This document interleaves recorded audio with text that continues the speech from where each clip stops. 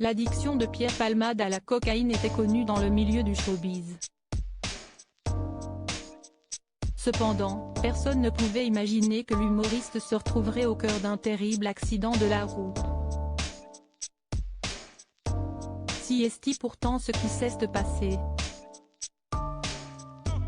Le 10 février dernier, alors qu'il roulait sur la route départementale 372 à Villiers-en-Bière, Seine-et-Marne, l'ami de Michel Larocque, qui a été testé positif à la cocaïne et aux médicaments de substitution, a percuté un autre véhicule, comprenant à son bord 3 passagers, dont une femme enceinte, un père de famille et son fils de 6 ans. Invité de l'heure des pros ce vendredi 17 février, Francis Huster a réagi avec effroi à ce drame, si est pire qu'une tragédie. On a l'impression que si est un peu la main de Dieu qui vient de tomber. Tout le monde est bouleversé, évidemment, et je suis persuadé que Pierre Palmade, le premier, souhaite vraiment que la justice soit faite, a-t-il affirmé.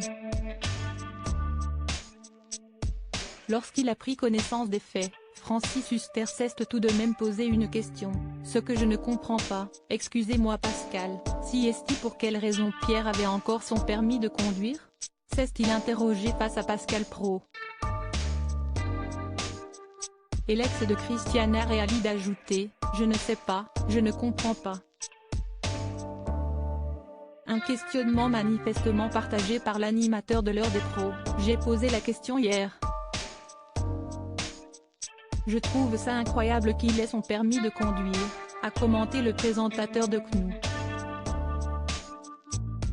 Supérieur à Pierre Palmade, Muriel Robin, Michel Larocque, Véronique Sanson.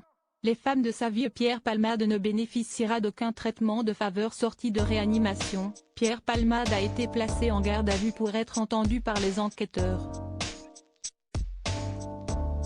Invité sur les ondes de RTL ce jeudi 16 février, Laure Becquio, procureur de la République de Paris, a assuré que le comédien n'aura aucun traitement de faveur lors de son procès. Pour rappel, la jeune femme enceinte, qui était présente à bord de l'autre véhicule, a perdu son bébé. Si l'enfant de 6 ans est sorti du coma, son père est toujours en réanimation. Il n'y a absolument aucun traitement de faveur au regard du produit utilisé ou la personnalité qui pourrait être concernée par cet usage de produits stupéfiants, a insisté Laure Becquio auprès de nos confrères. Pierre Palmade encourt jusqu'à 7 ou 10 ans de prison pour homicide et blessures involontaires.